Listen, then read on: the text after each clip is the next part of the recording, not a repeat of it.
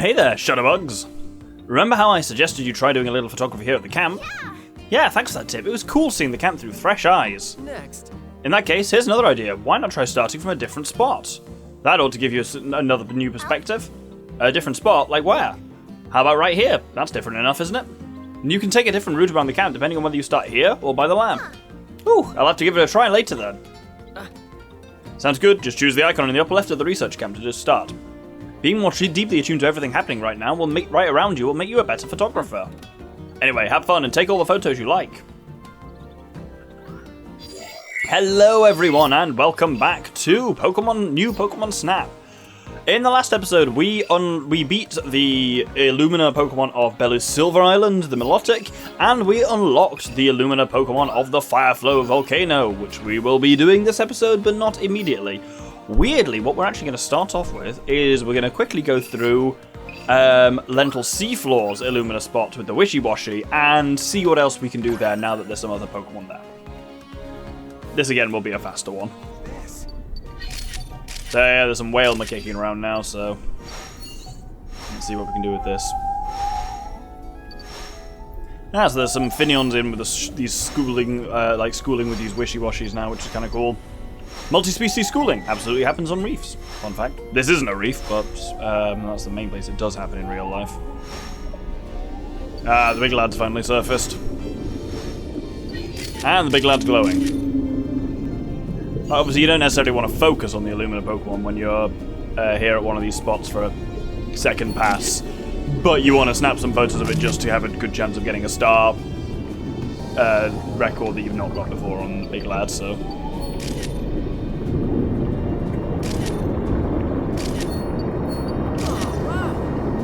This is new. Didn't do this last time. This appears to be doing Twister or Dragon Rage or some shit like that. Alarming. Whirlpool is almost certainly what that move was.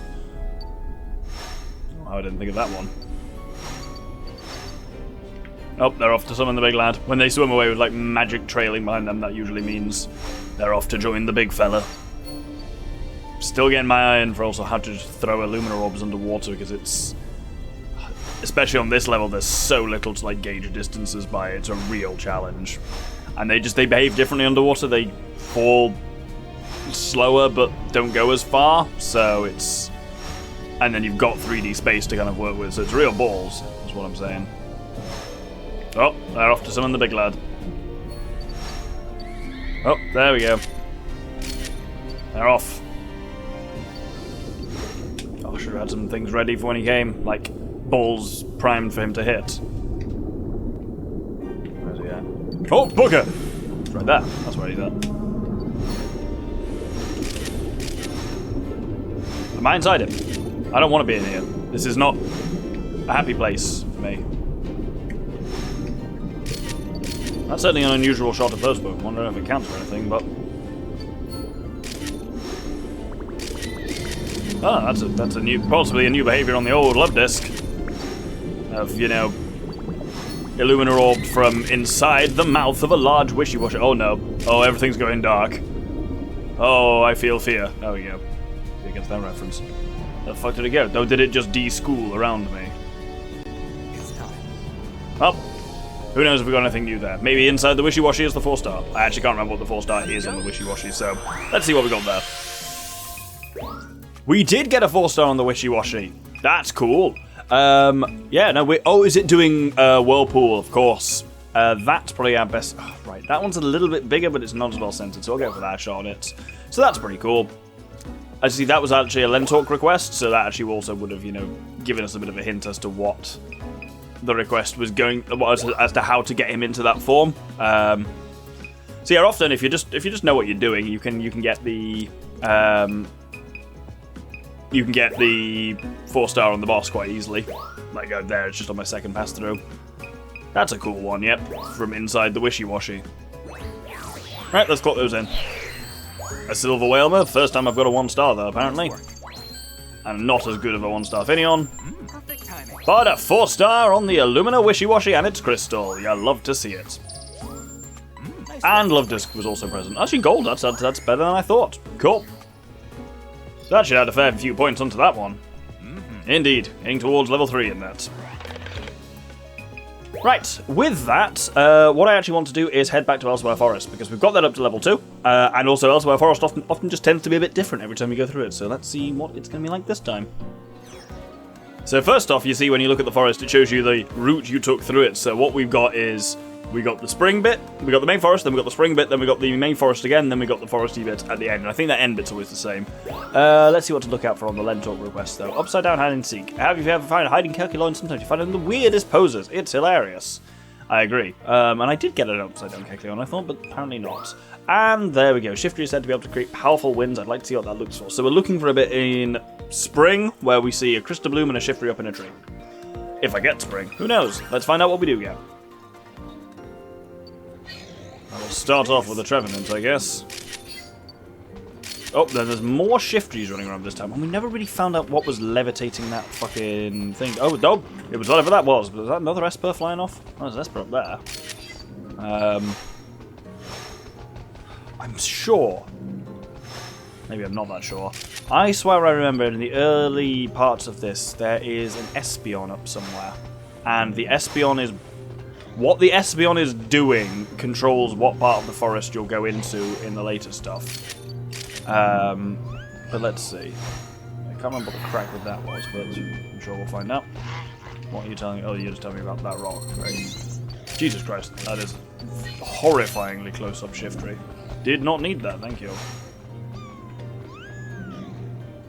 3 Kekleons, good lord. Right, let's light these lads up then. Haha. They are surprised to be visible. That's quite funny. Oh, I should have got them as they were scattering. Right, what are we going to get this time? It is winter! Wait a minute. And that's a Gardevoir. Guess it must be winter over there.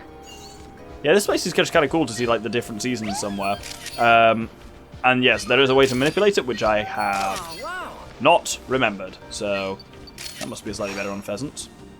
I didn't react to it a Luminar Orbital. Gardevoir's like teleporting around. I feel... Oh yeah, Gardevoir, absolutely. I was going to say, I feel like Gardevoir couldn't do teleport. I absolutely couldn't do teleport, so... let's hit that orb up there. Not orb. I'm throwing orbs. I'm trying to hit a plant. There we go. Try running a scan. I will do. What's over there? Oh, a Pokemon seems to be hibernating here. Is that a sleeping beware? There we go. We got it getting up. That's kind of cool. And now it's going to come and fuck me up. It looks way too happy to say it just got woken up from hibernation. That would be so messing with its physiology. It's not rousing properly.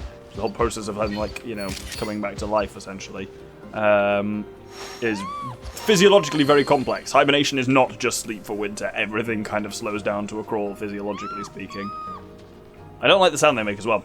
It's not what I picture them making. It's a really high-pitched squeaking, and frankly, it's a bit alarming. Right, let's head back to the spooky woods for a bit. Obviously, that Shiftry we asked for Lental, that's a Dramper, was presumably only there during spring, so you saw it in spring. Right, let's see if I hit all of these along the way, see what that's going to do. I have the feeling it kind of lures something else. This Deerling. That's not a bad version of the Deerling. But I believe we can basically kind of create a trail for it, and it'll keep following along if we keep lighting all of them up. So there'll be an advantage to doing that, I'm sure. A lot of Trevenants around here. Dealings at that next Crystal Bloom, so you just got to keep your eye on to the right for Crystal Blooms wherever you see them. And that's the that's kind of constant squeaking sound is. This one should then lower it down a bit. Is it? Yes. Oh, an Esper has come down to join us. That's not what I was intending. There's a little Dealing, and yeah, it's just kind of slowly drawing it closer and closer. Now do something. Nice. There we go. That's got to be a good shot. Like that's the crack with Crystal Blooms often is like it ends up being that luring thing, or sometimes you don't actually necessarily need Crystal Blooms. It's just about even just taking photos of the same Pokemon. It counts as that interacting. It's the same mechanism as in the first game when you could. There was a Lapras that was there at a distance, and if you repeatedly took photos of the Lapras, every time you took a photo, it got closer. And it's like that's how you get some of the best photographs in this game as well. Is another Esper up there. Is by using Crystal Blooms to repeatedly... Ooh, those Espers are glowing. They're doing psychic shit. Yeah, you use Crystal Blooms to kind of lure Pokemon closer and closer to get the shots you want.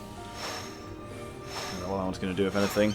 We've not got a huge amount of shots going into the final area, which I believe is always that kind of end forest bit anyway.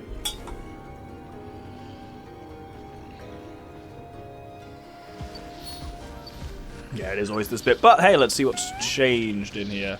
Was that a SWAT? Oh no, it's just a sleeping Drampa. I should probably try and just get a shot of the regular Drampa because I've already got a shot of the sleeping Drampa from last time. Let's see what we can do with this Pancham.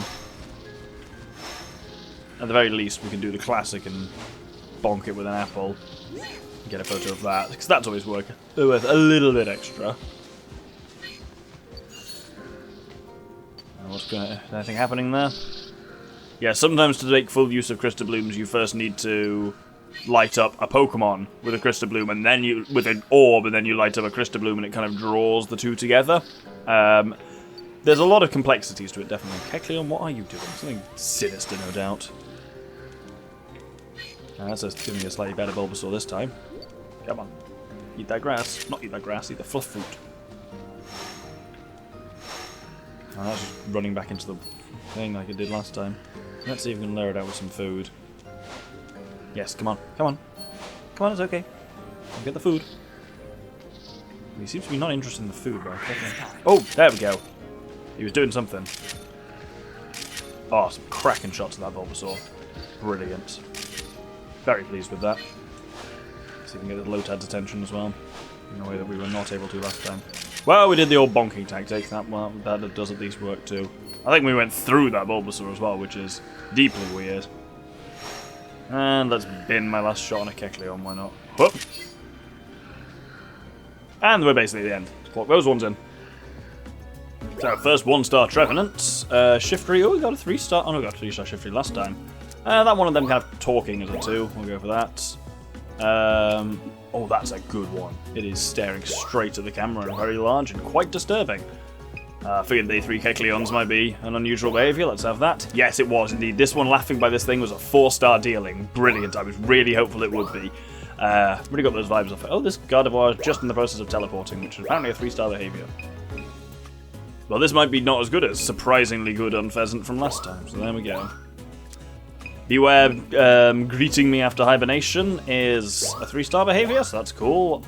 Winter Swordsbuck, just regular Drampa ass.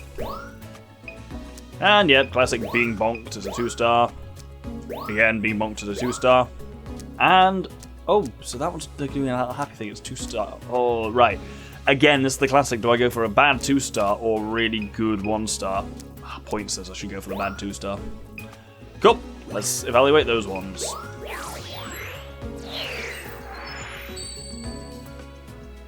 Alright, nice work. Gold Trevenant, not bad. Timing. Gold Shiftry, not bad. Nice work. Crystal on that Esper, of course, because that's a brilliant one. Nice work. Gold on those Kecleons, I'll take it. Crystal on the 4-star dealing. You love to see it.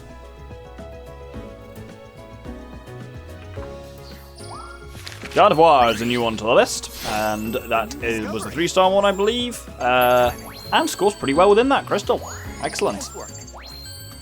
No, that isn't good. Better than surprisingly good Unpheasant. Great timing. Yeah, it is great timing on that one, and Crystal on a 3-star Beware. 1-star Source, but Crystal apparently. Doesn't feel great with that shot, but there we go. Nice work. And Drampa gets me gold? Wild. This man's drunk in charge. 3,000 for that Lotad. Nice work. 3,500, so gold for that Pancham. Nice work. And silver for that 2-star, which is actually better than I was expecting. That had a real bronze energy for me. Wow, we're actually making decent progress with level 2 there. We got a lot in that one expedition, really. And we just got Winter in Elsewhere Forest.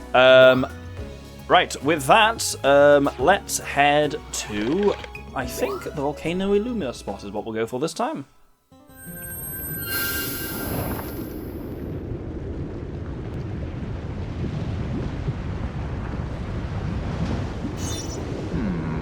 It couldn't possibly be in all that lava, could it?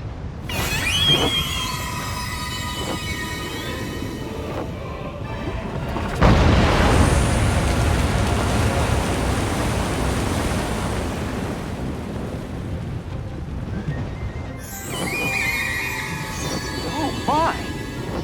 Volcarona? A pair of Illumina Pokemon? Incredible! They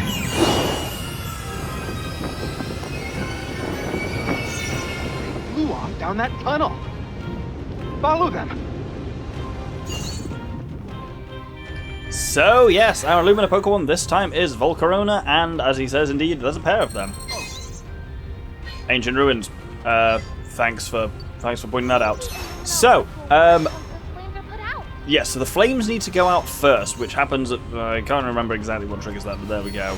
But until that point, the Illumina Orbs will make it glow, but they will not put it into the Illumina state. So, as ever, I'm just going to kind of wail on it with balls. Volcarona is a Pokemon I really like, because I got a soft spot for bugs generally in Pokemon, because I think they get a bad rap and should be better. But also, I really like it, and I've mentioned this before, like Lantern and stuff like that. I like it when Pokemon are paired in a way that you don't really see before. Like, types are paired. So Bug Fire was like, oh, that's really cool, actually, and it's like a fucking bug on fire.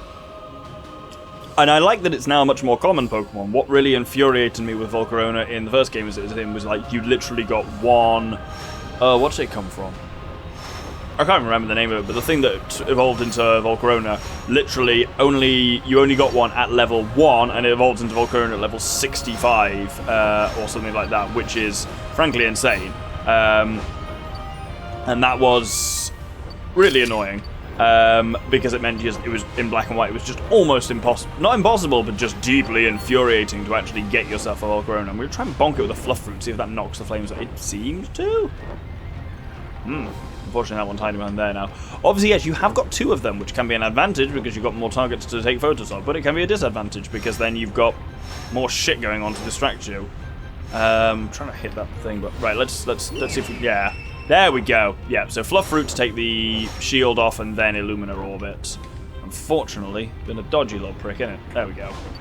So that one is now exposed, and it's in the Illumina state. There we go. Cool. Right, we got that shot in. So at least we've got something, is what matters. Because like realistically, you only get to clock in 1 photon the first time you do a boss anyway. So, so you just want to make sure you've at least got something of it in the Illumina state. Which I think when I first did the Meganium on this playthrough, I actually almost missed. That's also because you don't have orbs then, so you need to rely on it sucking down Crystal Bloom. Which if you're not paying attention, you won't necessarily notice that something weird happens then. Right, where are they at? I can hear flapping somewhere. There it is, there's one. And that one appears to still be in the Illumina state, so that's good. It's orbiting that flower, so I'm wondering if something good will happen if I can hit that flower. It looked interested in it there, so there we go. These ones are the only ones, by the way, I've actually ever got the 4-star on before, of the bosses. Because I'd not seen it before with the Wishy-Washy, I didn't know what it was. But these, there's a way that they basically both, I think, come together and do some kind of like fire spin attack, and it looks very cool. And I just happened, I think literally the first time I did this thing, I just got the 4-star shot the once, which is wild. Because I think the pathway you actually have to do to get it is complex.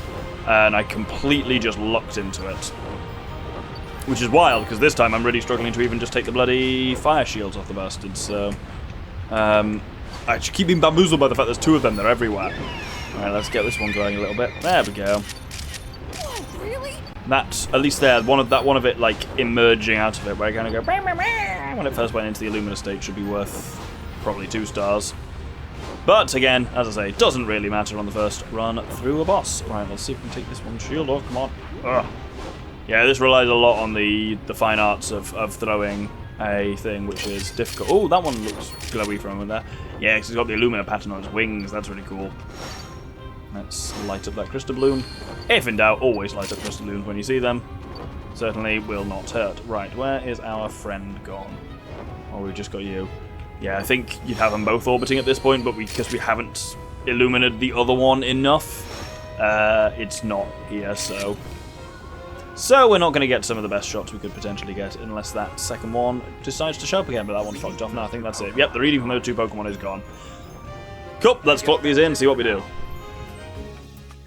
Right, let's see what we got.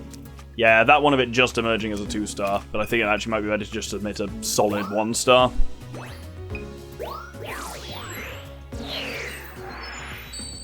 Because at this point, what matters is just getting more points to start getting towards level 3. You're guaranteed, literally, it only takes 1 research point, so you are guaranteed to unlock second level from that, from doing it the first time. But anything that pushes you towards third level, because that is where at all the Illumina spots you get some unique shit, so... See, it only takes 29,000, which isn't a lot. If you get a couple of decent shots at the Volcano again, that can almost do it, because if you get a star, any star behavior for it, it's almost impossible to not get Crystal. He's very easily impressed when it comes to Illumina Pokemon, is Professor Mira. Banquet of Fire. You registered Volcano to your Pokedex. And, by the way, got something happening as well. Come on. How come you're always the one who finds Illumina Pokemon? I'm sure you'll have the pleasure before long, Phil. Anyway, by the look of things, the Telio meteorite affected a very wide area. Yeah, Professor, just like you thought. I wonder if the nearby Pokemon made it through okay. Let me see. Judging by how far the effects spread, I would assume the impact caused tremendous damage. But we haven't found a shred of evidence to support that assumption. Yeah, isn't it weird? Do you think the Illumina Pokemon we saw just now was the last one? Good question. I've actually discovered something remarkable on that front. Let's discuss it once we're all back together. We are all back together, but let's have a weird fade to black, why not? That was awesome. Oh, it's his voice, that's why. Get ready. Because we're going outside the travelogue and into uncharted territory.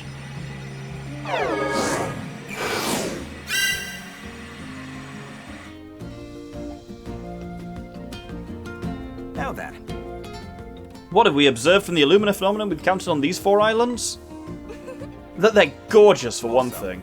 Every time we've come in contact with one, we've also detected energy readings at different locations throughout the region. Could the Pokemon be communicating with each other? That's a possibility, but there's more. So far, we've picked up on 5 energy readings, and we've finally pinpointed the location of the 5th. Does that mean we're coming up on our last destination? I suspect so, yes. Take a look. Here's our next and final island. Jure Ice Island and the Shiver Snowfields. That's like 1,000,000 miles away. Wait a second, does that white mean snow? Yes, it seems the area is covered in it. Alright, let me in it. Anyway, get ready everyone, it's time to explore an island that Captain Vince himself never reached.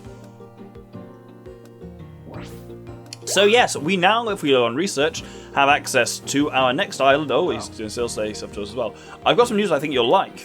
Since we've got areas to research, I've given the Neo 1 a special upgrade. Ah, yes, finally this. Namely a turbo function. This will really get you moving.